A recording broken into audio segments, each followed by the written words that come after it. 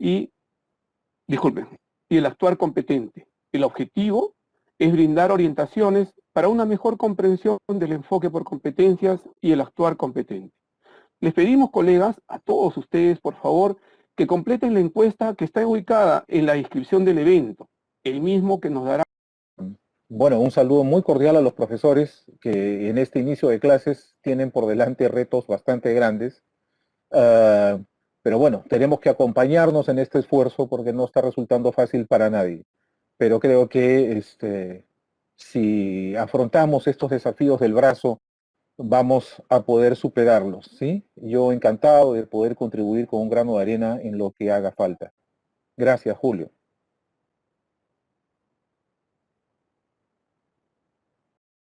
Tanto de planificación, de mediación, de evaluación, que vamos a realizar este año 2021. Bueno, le doy la bienvenida a todos y a todas para iniciar este lindo espacio. Gracias. Muchísimas gracias, Paola, por los saludos, la bienvenida a todos nuestros maestros y maestras que siempre nos están acompañando. Bueno, de esta manera iniciamos el desarrollo del tema de hoy, el mismo que lo hemos organizado en Tabambas, Amazonas, Chimbote, Pisco. Es que ya tenemos más de 25 años, aquí en el país por lo menos, de trabajar con un currículum orientado a competencias, porque todas las reformas curriculares que se inician a fines del siglo XX han mantenido esa orientación, tuvieron esa orientación y la han conservado, ¿no es cierto? Son más de 2 décadas que venimos trabajando con el enfoque y sin embargo, para muchos colegas sigue siendo todavía un tema nuevo y además un tema complejo, ¿no? Y lo que yo quiero explicar, digamos, en los breves minutos que vamos a compartir ahora, es quizás tratar de develar el misterio, digamos, ¿no? Que en realidad lo esencia, lo fundamental del enfoque por competencias tiene mucho de sentido común y no es algo tan complicado como a veces, ¿no? Cuando hablamos con tecnicismos, hacemos creer a otras personas. Entonces, no estamos frente a un tema nuevo, estamos frente a un tema que ya tiene, digamos, que ya entró en la agenda educativa, no solamente del Perú, sino del planeta, ¿no? Desde hace más de 20 años y se ha evolucionado mucho desde entonces. Creo que tenemos una comprensión en general bastante más clara, ¿no? De la importancia del significado y de las implicancias de este enfoque. Y sin embargo, todavía hay confusiones, hay mitos, ¿no es cierto?, que se han venido generando a lo largo de estos años, que vamos a tratar de despejar de alguna manera en estos minutos, ojalá sea posible, ¿sí? A ver. Lo primero que quiero presentarles, sí, ahora sí, sí, por favor, sí,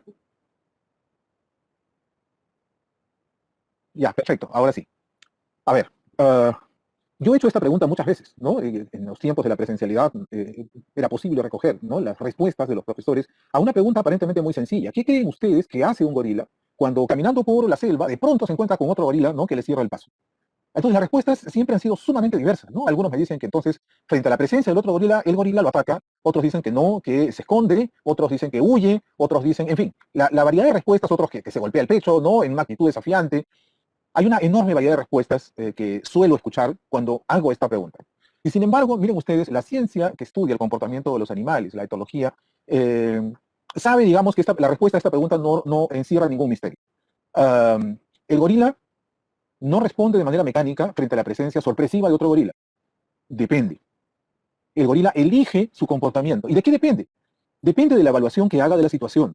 Es decir, si el gorila con el que se encuentra es un gorila de su manada, entonces él lo mira con tranquilidad porque sabe que es de los suyos. Entonces no va a escapar, tampoco lo va a atacar y va a seguir su camino. Distinto es si este gorila no es de su manada. Es un gorila desconocido y entonces él se va a poner entonces a la defensiva. Pero ¿qué es lo que pasa si es que detecta que este gorila es ajeno a la manada y además lo mira, ¿no?, con una actitud hostil? Es posible entonces que este gorila se prepare para el ataque. ¿Qué pasa si el otro gorila, ¿no?, independientemente de que sea o no de la manada, es una hembra? Y es una hembra joven. Entonces lo que va a hacer este gorila es acercarse. Si por otro lado el otro gorila es un gorila joven, tímido, que cuando lo ve se atemoriza, es probable que este gorila lo mire y lo ignore. Entonces, ¿a dónde voy? El gorila no responde de manera automática. El gorila evalúa la situación y en función de esa evaluación elige una opción entre varias. ¿Sí? Ok. Miren ustedes que esto es la esencia de una respuesta competente a un problema. Cuando uno se pregunta qué cosa es lo contrario de una acción competente y para mí es clarísimo. Lo contrario, lo opuesto a una acción competente es una acción irreflexiva. La esencia de la respuesta competente a una situación cualquiera es la capacidad de actuar reflexivamente. Reflexivamente para entender en qué situación estoy metido. Reflexivamente para evaluar mis opciones. ¿Qué es lo que hago en esta situación? Y obviamente mis opciones tienen que ver con todo lo que me es posible hacer en función de lo que yo sé, en función de lo que yo conozco, en función de las habilidades que poseo. Y una vez que tomo una decisión y elijo una alternativa de respuesta, voy a intervenir y luego voy a evaluar el resultado.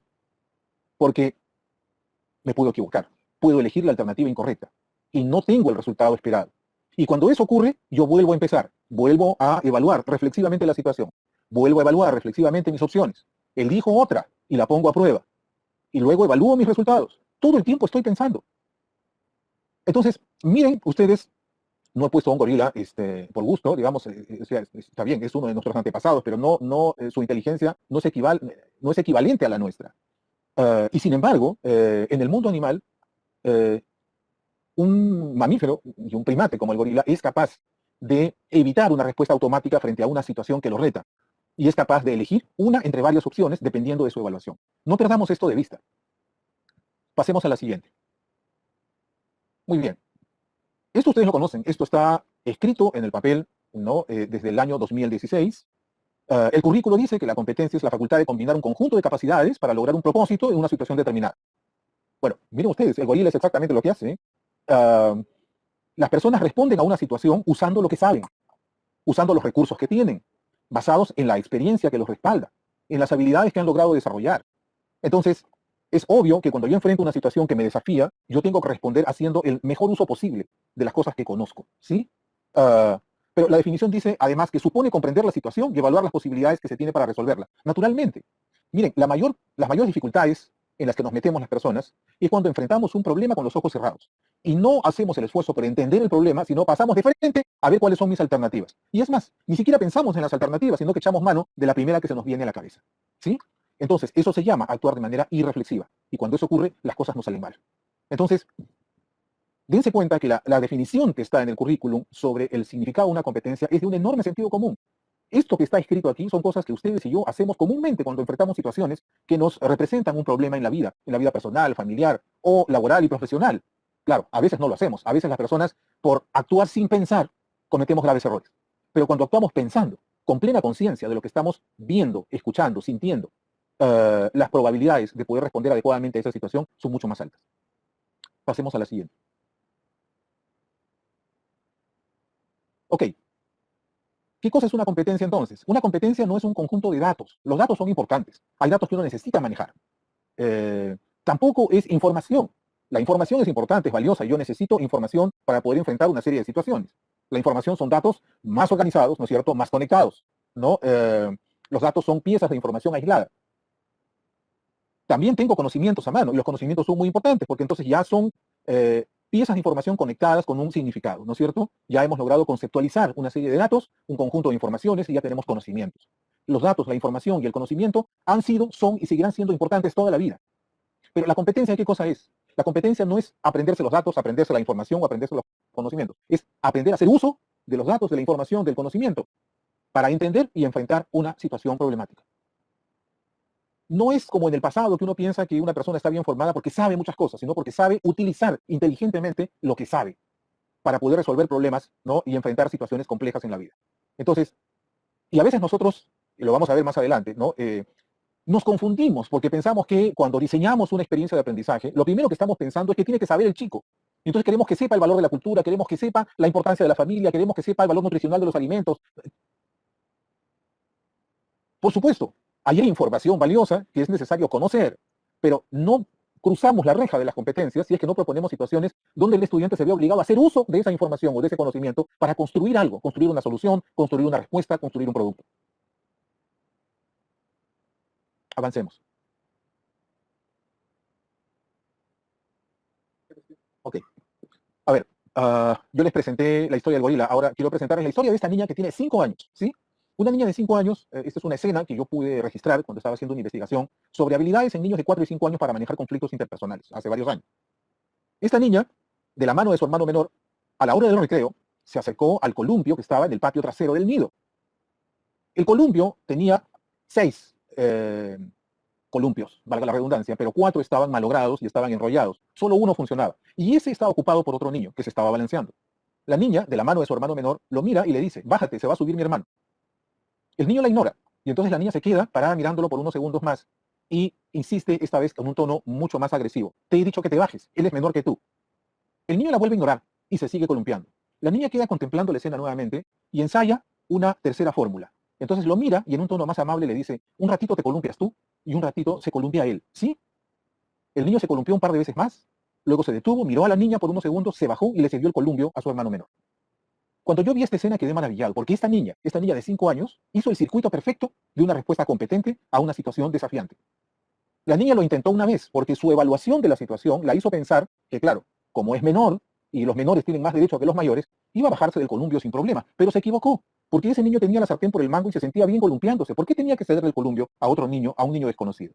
Y entonces la niña ensaya por segunda vez la misma alternativa, pero en un tono más enérgico, y le exige que se baje, y le recuerda el derecho, él es menor que tú, le recuerda el derecho del menor.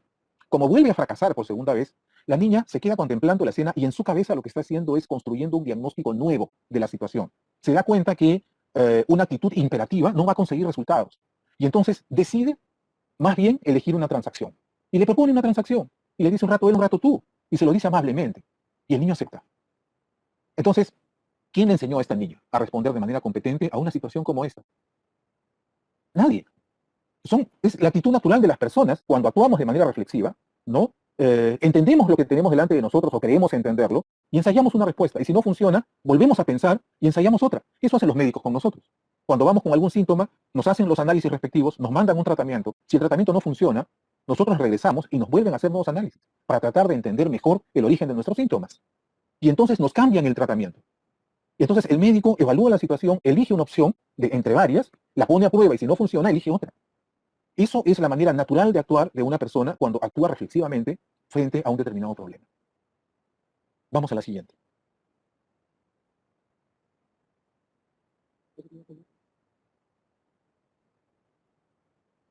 Ok, entonces, miren, esto es bien simple, ¿no? Entonces la secuencia es esta.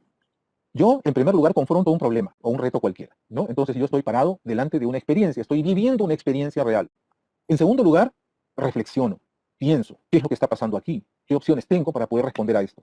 En tercer lugar, tomo una decisión y la pongo a prueba. Entonces yo regreso a la experiencia. Y luego, una vez que la he puesto a prueba, la evalúo. Es decir, vuelvo a reflexionar. Este es el circuito de una competencia, el circuito básico de una competencia. Y yo estoy seguro, cuando ustedes responden competentemente a un problema cualquiera, siguen el mismo circuito. ¿Cuál es la diferencia? La diferencia es que muchas veces hacemos este circuito inconscientemente. ¿De qué se trata cuando la respuesta competente a los problemas se convierte en objeto de educación? La diferencia es que cuando esto se vuelve un objeto de educación, entra, ¿no? Como un tipo de aprendizaje, ¿no? Entonces las personas aprendemos a hacer este circuito de manera consciente. Y entonces yo puedo desarrollar mis habilidades para hacer un análisis crítico y objetivo de los problemas que enfrento. Desarrollo mis habilidades para poder reflexionar mis alternativas y elegir la más adecuada. Desarrollo mis habilidades para evaluar mi respuesta y para reevaluar mi diagnóstico. Entonces, en la medida que yo hago conciencia de este circuito, cada una de estas etapas puede ser objeto de desarrollo, de especialización, de formación, de aprendizajes en niveles cada vez mayores. Esa es la gracia de un currículum orientado a competencias. Es un currículum que está orientado a darle a los niños, a las niñas, a los jóvenes la capacidad de actuar pensando todo el tiempo y tomando decisiones y evaluando sus decisiones. Vamos a la siguiente.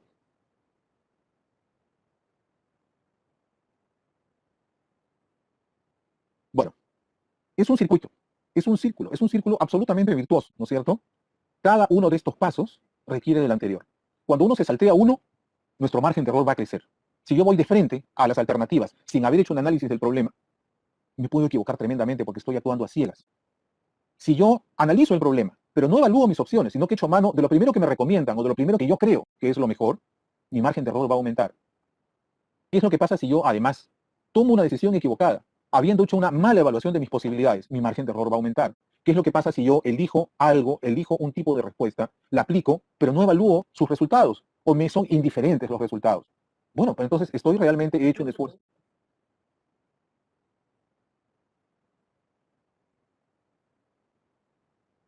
Ok, ¿ok?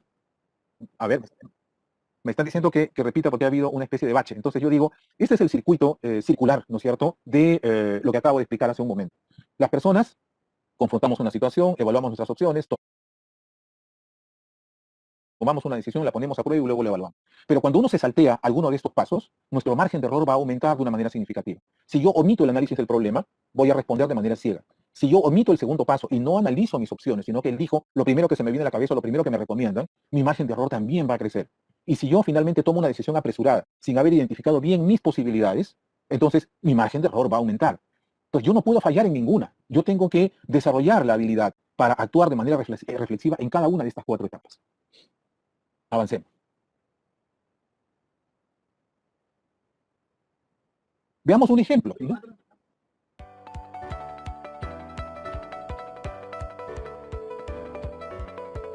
O mi texto a esa situación. Organizo y desarrollo mis ideas de forma coherente y cohesionada.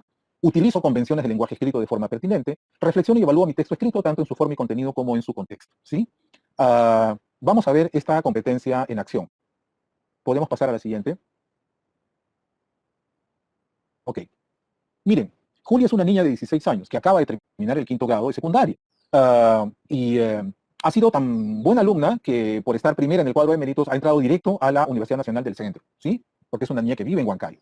Entonces, la niña está feliz, pero el día que se va a matricular resulta que mira en un kiosco de periódicos una noticia en un diario regional que dice que las mujeres son objeto de discriminación laboral de manera sistemática y que en general se les suele pagar el 30% menos del salario que se le paga a un hombre por hacer el mismo trabajo. Esa noticia que era nueva para Julia la desmoraliza. Y entonces, en ese momento recuerda lo que siempre le ha dicho su mamá. Hijita, ¿para qué vas a estudiar una carrera? Vas a perder el tiempo. Después cuando te cases, te vas a dedicar a tu familia y por gusto has gastado tiempo y plata en la universidad. En ese momento Julia se encuentra en un dilema, no sabe qué hacer, si realmente matricularse o hacerle caso a su madre, ¿no? Y regresar a su casa, ¿no? Y entonces, acá en una situación como esta, podemos pedirle, por ejemplo, a los estudiantes que, siendo amigos de Julia, ¿qué le podrían decir si ustedes tuvieran que escribirle una carta a Julia?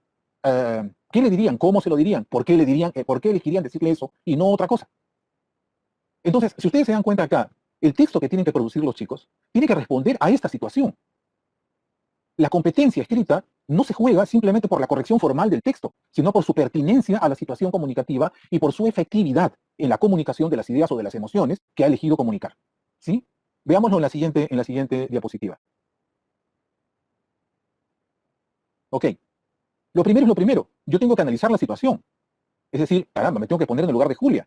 Tengo que tratar de entender el dilema en el que está metida. Además, es un adolescente, no piensa como un adulto. Entonces, está realmente angustiada y no sabe qué decisión tomar. Naturalmente.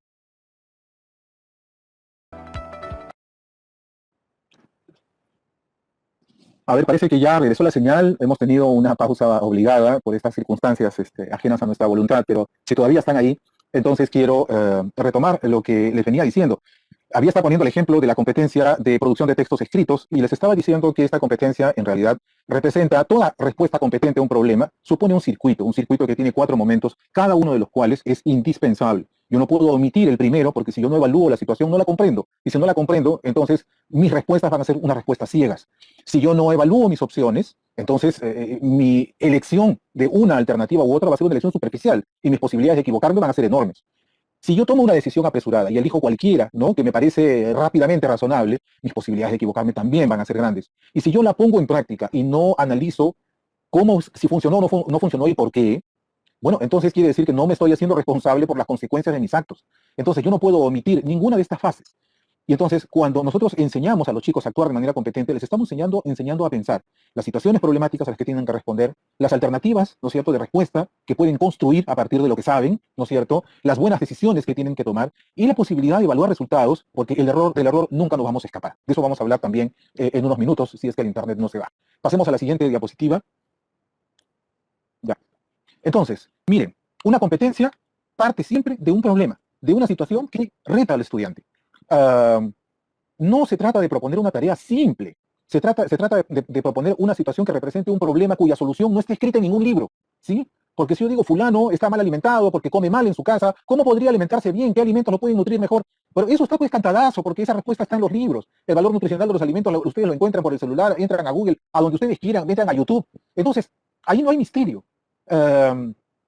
Un reto significa una situación cuya respuesta no existe, hay que construirla, ¿sí? Pero si la respuesta existe y está en los libros, entonces no es un reto, ¿sí? Y yo encuentro que muchos colegas plantean experiencias de aprendizaje que se supone están orientadas a desarrollar competencias en los estudiantes, pero los problemas que plantean en realidad no son problemas, son situaciones extremadamente simples que ni siquiera les dan la posibilidad al estudiante de detenerse a analizar, porque los plantean como una suerte de introducción y de frente se pasan a las tareas que los chicos tienen que realizar. Entonces, así no se desarrolla una competencia. Yo tengo que partir siempre de un problema y de un problema que desafíe al estudiante. Siguiente.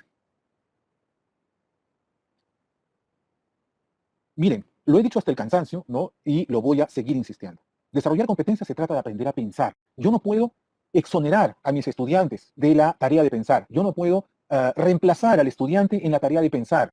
No puedo aliviarle el dolor y el esfuerzo de pensar. Yo no puedo pensar por él. Yo tengo que plantear situaciones que lo desafíen a usar su cabeza, ¿sí? Una persona es competente porque razona el problema que tiene que resolver, las soluciones posibles que puede ensayar, ¿sí? No, no se vale proponer un problema y explicárselos. Así no se vale, ¿sí? No se vale proponer un problema e inmediatamente decirle cuál es la respuesta. No, no puede ser. Si no les damos la oportunidad de pensar, entonces no hay competencia posible, porque le estamos quitando el corazón a la experiencia de aprendizaje. El corazón que va a hacer posible que el chico efectivamente pueda desarrollar una respuesta competente a un determinado problema.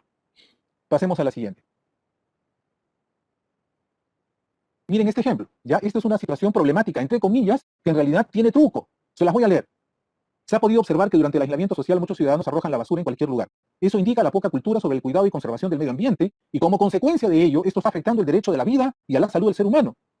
Si no promovemos con anticipación la clasificación de los residuos sólidos, esto traerá muchas enfermedades desconocidas, que complicarán la labor que realizan los médicos y enfermeras en los centros de salud. En ese sentido, nos proponemos los siguientes retos o desafíos. ¿Por qué debemos clasificar la basura? ¿Qué consecuencias tiene la basura en la salud? ¿Qué podríamos crear con los plásticos reciclados? ¿Cómo podemos clasificar los residuos sólidos? ¿Se dan cuenta? Este es el ejemplo perfecto de lo que no tenemos que hacer. ¿Sí? ¿Por qué? Porque acá estamos diciendo, acá hay el problema es la basura en la calle. La gente no entiende, mira que el tacho está rebalsando de basura y la sigue botando y la basura queda regada en la calle. Hay un problema que el municipio no recoge la basura, pero la gente sigue botando la basura en la calle. Eso es un problema. Pero acá no solamente están describiendo el problema, sino que se lo están explicando, porque le dicen al estudiante, le dice, esto indica la poca cultura sobre el cuidado y conservación del medio ambiente. Pero no solamente le están explicando la causa, sino le están diciendo la consecuencia. La consecuencia es que está afectando el derecho a la vida, el derecho a la salud del ser humano, y además le está soplando la solución. Si no promovemos con anticipación la clasificación de residuos sólidos, esto traerá muchas enfermedades desconocidas, etcétera, etcétera. ¿Sí? O sea, acá está el problema planteado, está el problema explicado y está el problema además solucionado. Entonces ya el chico no tiene nada que pensar, porque ya el profesor se lo dijo todo. Y no solo eso, sino que los retos que le plantea, en realidad no son retos, ¿no? Porque, ¿por qué debemos clasificar la basura? Eso ya está respondido en el párrafo anterior. Además, ¿por qué debemos clasificar la basura? Ustedes van a internet y van a encontrar 1.000.000 de respuestas a eso. ¿Qué consecuencias tiene la basura en la salud? Díganme si esa respuesta no es conocida. ¿Qué podríamos crear con los plásticos reciclados? ¿Cómo podemos clasificar? Hay entrar a YouTube y hay miles de videos donde responden esto gráficamente, elocuentemente, exhaustivamente. Entonces, acá en el fondo, ¿no? Quien ha formulado esta situación supuestamente problemática, simplemente lo que quiere es que el chico copie la información que ya está anotada en determinadas fuentes y la transcriba a algún texto o algún PowerPoint, ¿no es cierto? Y listo. Y acá el chico no tiene que pensar, solo tiene que obedecer las instrucciones del profesor. De esta manera no se desarrollan competencias. ¿Por qué? Porque no le estamos al muchacho dando la oportunidad de pensar y de tomar sus decisiones. Avancemos.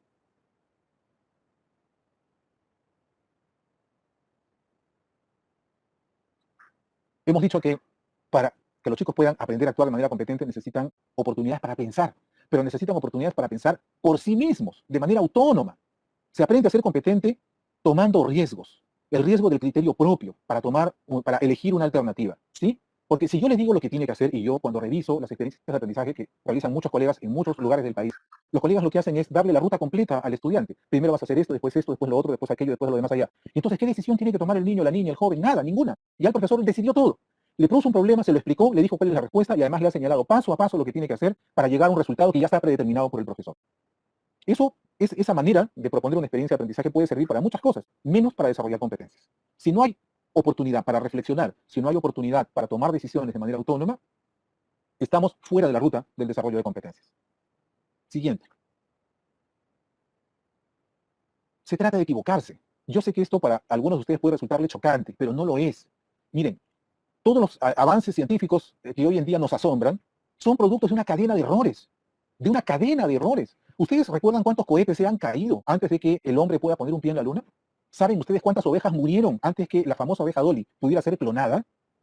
¿Ustedes saben cuántos filamentos quemó Tomás Alva Edison a principios del siglo XX antes de encontrar el filamento que mantuviera la incandescencia del foco por largas horas? Más de 1000. Ese hallazgo tan trascendente en la historia de la ciencia fue producto de 1000 equivocaciones. Pero nosotros, los profesores, no queremos que el chico se equivoque, por eso le decimos todo lo que tiene que hacer. ¿Por qué? Porque estamos culturalmente asociando el error con el fracaso, con la negligencia, ¿no? Con la sanción, con la censura, y no es posible. Los chicos tienen que tener libertad para tomar decisiones aun si se equivocan, porque lo que tienen que aprender es aprender del error, a evaluar sus errores. Entonces, tenemos, y esto es un clásico en pedagogía, les voy a decir, el pánico al error, ¿no? Saturnino de la Torre habla de la pedagogía de la evitación del error, cuando el profesor quiere controlar todo el proceso, ¿no?, de trabajo de los estudiantes para evitar que cometa la más mínima equivocación. Y si nosotros decimos que para desarrollar competencias tienen que pensar y tienen que pensar autónomamente y tomar decisiones autónomamente, la posibilidad que se equivoquen está ahí. Pero después van a evaluar no solamente su resultado, sino también su proceso. De eso vamos a hablar inmediatamente. Avancemos, por favor.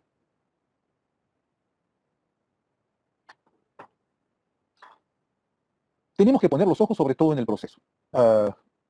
Hay una cosa en la que ha venido insistiendo el colega Fernando Llanos en algunas entrevistas que ha dado y en algunos artículos que ha publicado, de esta cadena fatal que se ha producido por la supervisión laboral al trabajo efectivo del docente, ¿no es cierto? Entonces, de la administración se le pide a los profesores que entreguen evidencias de que está trabajando, que no se ha quedado durmiendo en su casa, ¿no?, que no se ha, no sé, ido a la playa, sino que de verdad está trabajando. Y entonces quieren evidencias, pruebas de que efectivamente está cumpliendo con su contrato. Y entonces el profesor envía evidencias. ¿Qué evidencia? Los trabajos de los chicos, ¿no? Mira, tú, mis alumnos, todo lo que han hecho esto, han hecho el otro, han hecho aquello. Ok. Eso es para el administrador, para que diga, ya, entonces te puedo pagar, ¿no? Porque efectivamente me has demostrado que has estado trabajando. Ya, pedagógicamente eso a nosotros no nos sirve de nada, ¿sí? El administrador estará feliz, pero los docentes deberíamos estar muy tristes, porque lo que interesa es cómo lo hicieron. Como muchos colegas me lo dicen, además, ahora que no vemos a los chicos trabajando porque están en sus casas, nadie sabe si en realidad ese producto ha sido hecho por el niño o la niña, o si ha sido hecho por algún adulto de la casa, por su hermano mayor, por su tía, por su mamá. Pero si nosotros pedimos cuentas al estudiante por cómo lo hizo, qué decisiones tomó, qué errores cree haber cometido, en qué dilemas se encontró, qué opciones tomó, por qué descartó las otras, entonces el chico va a estar dando cuenta de todo el proceso mental, ¿no?, que se ha activado en el proceso de construir el producto o elaborar el trabajo que ustedes le han asignado. Si nosotros no rescatamos eso, no sabemos realmente si aprendió o no. El producto puede tener fallas, el producto puede estar equivocado, pueden haber criterios que no se han cumplido, pero si el chico ha puesto toda su cabeza pensando lo que ha hecho, tomando decisiones, ¿sí? Entonces, lo que hay que hacer es recuperar esa experiencia para que el chico pueda reflexionar sobre ella, ¿sí? Porque el aprendizaje está ahí. Ustedes me dirán, pero eso es muy difícil de hacer ahora de manera remota. No se los voy a discutir, es tremendamente difícil, claro. Los que están conectados virtualmente con sus alumnos o por celular podrían tener esa facilidad, pero los que no, los chicos se conectan solo por televisión o por radio, la comunicación es más difícil. Eso es verdad, ¿sí? Pero miren ustedes, entre el año 93 y 97, que trabajando yo en UNICEF, acompañábamos grupos de docentes en diversas regiones del país. Allí no había la facilidad de las comunicaciones que hay ahora. La comunicación que sosteníamos con los profesores era por carta. Nos mandábamos cartas en físico. Eso que parece que estuviera hablando yo del siglo XVIII, no, eso es a mediados de la década del 90 pasado, nos comunicábamos por carta y recibíamos y enviábamos cartas. ¿Podríamos intentar una comunicación como esa, naturalmente con los niños que ya pueden producir un texto? Sí. ¿Podrían grabar audios en un celular, ¿no?, para contarnos cómo es que hicieron el producto, cómo es que hicieron el trabajo? Probablemente. No será perfecto, sin duda, no será perfecto. No se podrá con todos, quizás no se podrá con todos, y nos tendremos que enfocar en los que más necesitan retroalimentación y acompañamiento. Pero lo que no podemos hacer es renunciar a recuperar evidencias del proceso, no solamente del resultado, ¿sí? Una más. Ok. Por último, creo que ya la última, se trata de acompañar sin intervenir. Yo sé que todos hemos dicho desde comienzos del año pasado que es la hora de la familia, porque ahora los chicos están en casa y los padres les toca jugar un papel que antes no jugaban, porque ahora el espacio de aprendizaje es la casa. De acuerdo. Pero hay una cosa bastante obvia, que creo que todos la conocemos por demás, y es que no todas las familias tienen las mismas condiciones para poder sentarse todos los días del año con sus hijos.